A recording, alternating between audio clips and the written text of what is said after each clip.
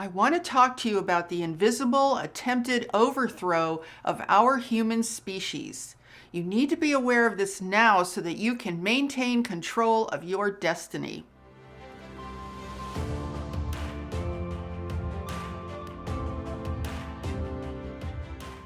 Hi, I'm Saratoga Ocean, and I work together with an interdimensional, interuniversal, and extraterrestrial force known as Telstar, along with Archangel Michael. So I want to explain how this invisible attempted overthrow relates to the two major cosmic timelines that we need to be concerned with. Now, the controllers of this planet are never at a loss for creating new crises to distract us from the timeline that we really need to be focused on. So let's do a quick review of the two major cosmic timelines that we need to be concerned with. The higher timeline is the natural timeline of evolution and ascension in this universe. And the lower timeline is the artificial timeline of fake AI ascension.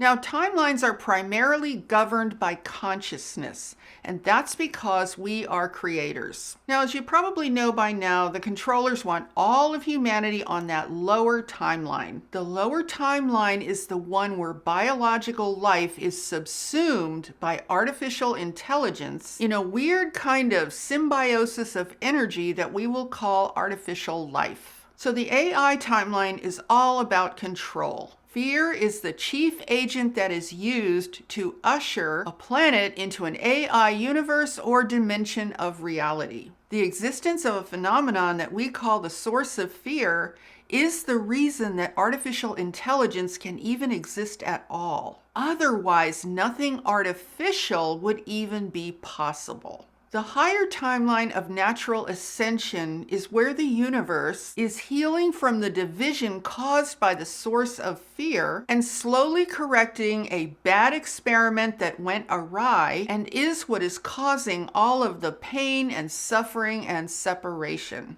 Now, the controllers know that left to our own devices, we would all naturally gravitate toward the higher natural timeline. That's because we would be naturally connected to the massive natural universe, which is constantly moving in that direction. So they cause us all kinds of trouble using fear and manipulation to keep us in fear and survival, and thus keep our vibration at the lowest possible level. And like I said in my last video, they also manipulate our beliefs to keep us manifesting on that lower timeline. But now they see that people are really getting fed up with their latest antics. So I think they may have some new nefarious things waiting for us in the wings, like maybe World War III. If they decide to start a world war, it will be because they need to generate more low-frequency energy for themselves and also generate more money. And let's not forget that they really like to use war whenever they want to restructure things on this planet. So they could be positioning themselves for that option right now. See, here's the thing. War also gives them a chance to test out their new AI weapons systems. It can help them to ramp up their development of AI even more. Because most of this AI technology has its origins in the defense departments of various countries. So we need to continue empowering ourselves more and more in terms of our roles as starseeds, lightworkers, and awakening humans. Let's start that process of awakening ourselves even more into greater levels of empowerment right now. So let's take a look at this diagram. So here at the top, we have the natural timeline of the universe, which is moving up with the power of the entire universe behind it. This is the natural evolutionary cycle of all life in this universe. And then at the bottom, we have the artificial AI timeline, which you can see by that red line. Now, the controllers know that we are not going to naturally gravitate toward that lower AI timeline because there's literally no power behind it. It's not like the natural higher timeline that has the power of the entire universe behind it. That lower fake AI timeline doesn't have power behind it. So what do you think they do to keep us down at that level? Well, here's what they do. So what they do is they create all of these amazing distractions like chaos, war, violence, division, crises, fear, anger, and they keep this rolling constantly to keep our vibration very low and keep us attached to that lower AI timeline. They use all of these distractions so that we don't realize how much it is lowering our frequency, lowering our vibration, and keeping us away from the higher natural timeline of the entire universe.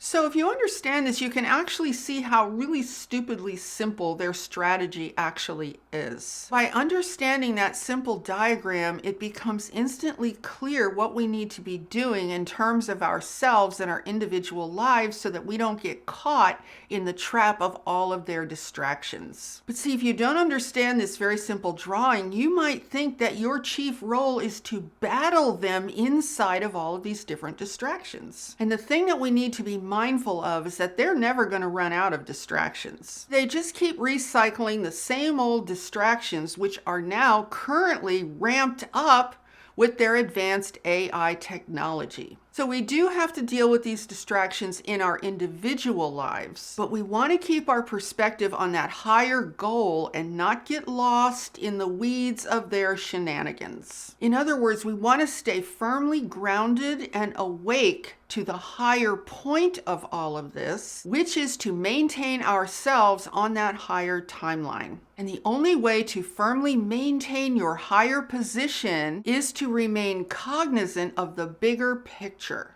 So if you understand this battle over these two timelines, you will understand that this is a war for our souls and our humanity. It's actually a war for all of biological life on Earth. So we need to remember that we all came here as light warriors. We need to stay strong, awake, and aware at all times. Now, I want to explain how serious this lower timeline is in terms of how it's developing. We need to go beneath all of those distractions so we can see the actual trajectory of that lower timeline. And this is something the controllers do not want us thinking about. So, therefore, let us do exactly that. See, we want to see what is going on here underneath all of the distractions and all of the smoke and mirrors. We want to see exactly what is happening in terms of the development of this AI timeline. Oh, and by the way, the controllers want us to believe that the climate is the planet's main issue and that we are the bad people that are causing all of this climate trouble. But that's not true. The planet's main issue is that it is enveloped by AI, which is the cause of any unnatural planetary climate issues. Oh, and here's something really, really interesting. I want to talk to you about the demonization of carbon. There is a hidden reason for this. This is a really, really fascinating story. So back in 2000, I attended a lecture given by a scientist from Los Alamos National Laboratory, a guy by the name of Chris Langton, who was said to be one of the first inventors of what they call artificial life. This was a conference with a small group of scientists, maybe, 35, 50 different scientists. And there were like 8 of us from the public who actually weren't supposed to be there, but we were only there because the newspaper made a mistake and advertised it. And that's another part of the story. But anyway, the discussion that was happening in this group was all about the battle between 2 life forms, and that's how they framed it, 2 life forms on this planet. Artificial synthetic life versus biological carbon-based life. This was the main thrust of the entire discussion. Which one was going to win out? The more advanced synthetic life or biological carbon-based life? And they were talking about all of biological life, not just human life. They saw artificial synthetic life literally as a new life form emerging on the planet that was going to be in conflict with biological life. And the whole discussion is the more advanced synthetic life going to overtake and eliminate biological carbon-based life, the real strong emphasis on carbon-based life, or are the 2 life forms going to be able to coexist on the same planet? And this was deadly serious, this conversation. This was not like speculation. It was premised on the belief that this is going to happen. And these are the guys that were part of the creation of this whole thing. In fact, they were even saying how weird it was that they were creating this artificial life. Like, they were saying, it's so weird. It's almost like we're gods creating this thing and we don't even know how to stop ourselves. I mean, it was so strange. It was like they were talking like they were observing themselves, literally creating a new life form, a living artificial synthetic life form that would potentially destroy all of biological life. It was absolutely mind-blowing. So it wasn't even like they were saying that biological life was bad. They were just saying that it was clearly inferior to synthetic life in terms of survival of the species. Which species of life is going to survive? So recently it hit me about this whole thing of demonizing the word carbon. Here we are 20 years later where we see a new type of psychological warfare where the element of carbon is being completely demonized and said to be a danger to the planet. Now you have to remember that nothing is ever what it seems with these controllers. Words are often used by them as a form of psychological warfare. They do not necessarily use words for communication purposes. Oftentimes they use words to program us. That's very different than communication. So I look at phrases such as carbon neutral, and I have to wonder, is this going to lead to a deeper acceptance of neutralizing us as carbon-based entities? See, you can flip carbon neutral into neutralizing carbon, ultimately leading to neutralizing us. See, the AI timeline is all about digital synthetic life. So it's no surprise that we carbon-based entities are being demonized as unacceptable entities, starting with the element of carbon itself. Isn't that just the craziest thing? I really think there's something to this. I really think this is a whole new form of programming that goes all the way back to what I heard in that lecture 20 years ago. Now, it's important to understand that there are currently 3 types of artificial intelligence, or AI. The first type is what is called artificial narrow intelligence. This refers to basic AI like search engines, self-driving cars, our phones, robots, facial recognition, and virtual assistants like Siri and Alexa. So this type of AI is more utilitarian in nature. The second type of AI is artificial general intelligence, or AGI. This is AI that would be on par with human capabilities. We don't have this in full yet, but you can definitely see that this is coming. Some say that we could have this in the next decade or so. Here is a list of the characteristics of artificial general intelligence. Sensory perception, natural language processing and understanding, navigation, problem solving, social and emotional engagement, and creativity. In other words, artificial general intelligence can pretty much do anything and everything that a human being can do and do it a whole lot better. And the third type of AI is artificial superintelligence, or ASI. This is when a machine becomes self-aware and surpasses the capacity of human intelligence and capability. It has its own needs and desires, and it is impossible to control. This third type of AI would be an existential threat to humanity and to all of life on Earth. We're talking about superhuman intelligence. Actually, way beyond human intelligence. A lot of people assume that the development of such things follows a linear path, but I don't think so. I think it's a danger to view it that way because it does not account for the unseen interdimensionality of super advanced AI. I think that artificial superintelligence is emerging in layers. It's not necessarily following a mathematical linear trajectory. Now, if you think this sounds crazy, let me share with you another little interesting factoid. Recently, a former Google executive, I can't remember his name, he said that advanced super AI is inevitable. He actually said that we are creating God. Now, I'll explain to you in a minute why I think he said that. Anyway, this refers to the point where AI becomes self-sufficient and out of human control.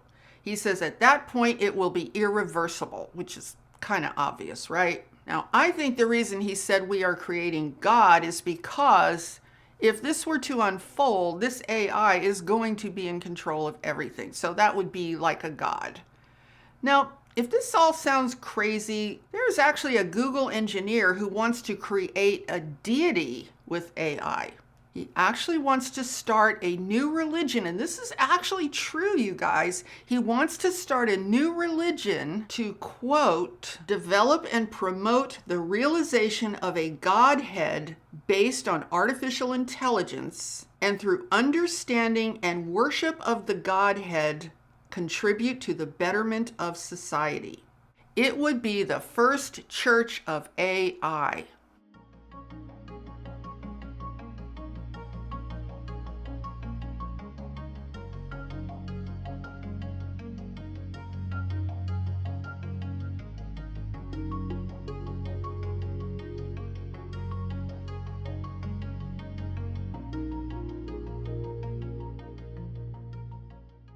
See, these guys are very serious about this, and they're all getting ready for what they say is the inevitable outcome of this lower AI timeline. So we need to understand where this is going so we're not trapped in all of these distractions and missing the real point of why we need to stay on that higher timeline no matter what.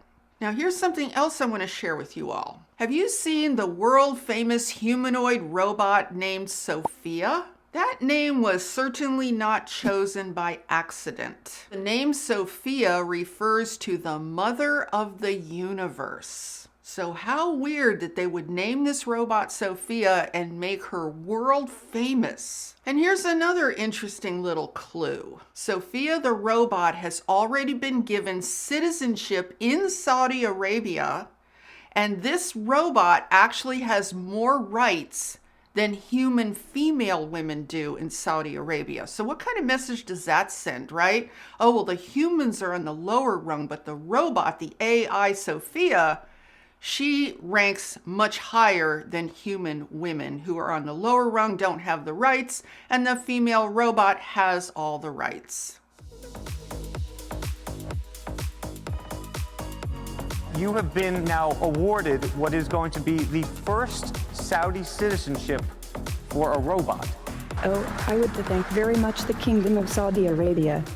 That's not by accident. That is to send a message. Now, while we humans are completely distracted by the controller's fear and all of their ridiculous dramas, we are unwittingly programming a giant AI brain called the internet. We are teaching it everything there is to know about our human selves. What happens if the internet evolves into a giant autonomous machine while we're not paying attention because we're so caught up in the latest social media scandal and who tweeted what to who and who's right and who's wrong and all this junk that's ultimately going to prove to be completely irrelevant? So now let's put all of this together so we can really gain a great perspective on what is happening here and what we need to be doing. We are actually dealing with an alien invasion of our planet. Artificial intelligence is alien to the natural Earth. This is why it is so incredibly destructive. This is not to say that all technology, any and all technology throughout the universe, is all bad. That's not what I'm saying. There are many forms of natural advanced technology that are completely integrated, beautifully harmonized with the natural universe. But that's not what's going on this planet. This technology is alien because it's alien to natural life. The funny thing is, it's right out in the open. The key word is artificial, which means fake, not real, not authentic, mimicking natural life. It is separate from natural life. It does not integrate with nature. It does not honor nature. Instead, it demands that nature bow to it and become a part of it. So the question is, what can we do about all of this? Right now, the only thing that can physically stop this advancement of AI on this planet is if its power source of electricity were completely cut off. That might be why some people think there could be something like a solar flash. I don't know if that's going to happen or not, but that could explain why some people think that could potentially happen. But at some point, AI is going to evolve into using free energy. And that's what we're on the verge of right now. Once AI has evolved to a point where it no longer needs to be plugged in somewhere, it needs fuel, or it needs recharging of batteries and stuff like that, it's going to be unstoppable. So once again, this is why I always encourage all of us to maintain an extraterrestrial perspective, because see, when you expand your perspective to a cosmic extraterrestrial level, you know what that does? That expands your consciousness, it expands your energy, it expands your power as a creator. We need to be functioning at that level in order to have any impact whatsoever in terms of what timeline we all end up on. To keep our consciousness small at this earth-based level where we're just caught up in all of the drama and the chaos that the controllers keep throwing at us, our consciousness is not big enough to deal with the larger reality of the situation of these two massive cosmic timelines, the natural planetary cosmic timeline of ascension and evolution connected to the universe, and this lower AI timeline, which I think I've described to you at great length here in this video. We have got to have a much bigger, more expanded consciousness. And as I've said before, this is another reason the controllers want us to think there's nothing out there, there's just planet Earth, the universe is a void, all that stuff that we've been brainwashed to believe. The reason they've done that to us is they want to keep our consciousness very, very small so that they can have total control over how we think, and we will not be able to expand our consciousness beyond the planet. We need to be bigger than the situation on Earth. We need to see bigger than the situation on Earth. We need to see these massive cosmic timelines from a place of our infinite selves that go beyond even these current lifetimes that we all occupy. And honestly, this is the only way to be in this situation and not feel fearful or intimidated. Because see, when you are functioning from that level of expanded consciousness, you're bigger than you think you are when you're operating at an earth-based level. We're infinite beings, you all. We can radiate. We have omnipresent oneness backing us. We are much, much, much bigger and more powerful than we know. But we just have to stop thinking in such small ways and being all caught up in the division and the fighting and all the stuff going on with all of those distractions that I told you about. And when you expand your consciousness to be bigger than this situation, you know what's going to happen? You're going to feel yourself calm. You're going to calm down. You're not going to feel so fragmented. You're not going to feel so divided or confused. So there's a huge advantage in expanding our consciousness to a cosmic level. And hopefully now you all can really understand why I promote this idea so strongly about having a cosmic extraterrestrial perspective. So here's what you can do. Expand your consciousness to that cosmic level, and then you can keep it very, very simple by realizing that there are really only three things to be aware of. One is the higher timeline of the universe and natural evolution, and the second is the lower timeline of AI technology taking over nature and the planet. And the third is the fact that the controllers are creating endless fear and drama to keep us distracted and in a lower vibrational resonance with that lower timeline. So our goal is to stay on that higher timeline. Our goal in the collective is to maintain a natural human vibration in that higher timeline. And we want to recognize when the controllers are using their tactics to keep us in fear and keep our vibration very low, and not think that their dramas are the main event happening on this earth. We want to navigate through those distractions on a practical level in our everyday lives, while understanding that our goal is always to stay in vibrational resonance with that higher timeline of nature and the universe. So the reason I'm bringing all of this up right now is I want to point out that it is our role to function as cosmic creators now. It's not about waiting for some big thing to happen in the future or some big sign from the heavens to tell us you are now a cosmic creator. It's It's time for us to do that now. We live in the universe now. And now is the time for us to expand our consciousness, relieve ourselves of all of these lies, false illusions, deceptions about us being slaves and victims and all of that stuff. Just shed all of that. You can do that right now. There's nothing to wait for. By now, it's probably pretty obvious that we do not want to fit in with this weird scene. So much, you know what fitting in is? Fitting is when you compress your energy, you shrink your consciousness into this tiny little false identity that makes everybody happy and fits in with the status quo. Does that sound like a cosmic creator? No. But see, that's fake. That's artificial. That's what's been demanded of us for our entire lives. But now we can feel free to stop doing that because there's no reason to do it anymore. It doesn't even make sense to do that anymore. What makes sense now is to relieve ourselves of all of that nonsense and shed that false identity, be who we really are, expand our consciousness so that we can feel grounded. Because here's the thing I'll finish with. If you really want to feel grounded in this massive planetary situation that we're in, there's only one way to feel grounded, you all. We have to be bigger than the situation itself. And whether or not we're bigger than this situation is entirely up to us as individuals. It's just a matter of choice. There's nothing to hold us back anymore. Absolutely no reason for us to hold ourselves back. Okay, so I hope you enjoyed this video. I hope you found it very thought-provoking, and if so, please give it a thumbs up and share it out with anyone else who you feel would also enjoy this information. And be sure to subscribe and hit that notification bell because I am here every Sunday, Tuesday, and Friday with all new videos. And with that, I'm sending you so much love, light, and high vibrational energy, and I so look forward to seeing you in the next video. Namaste.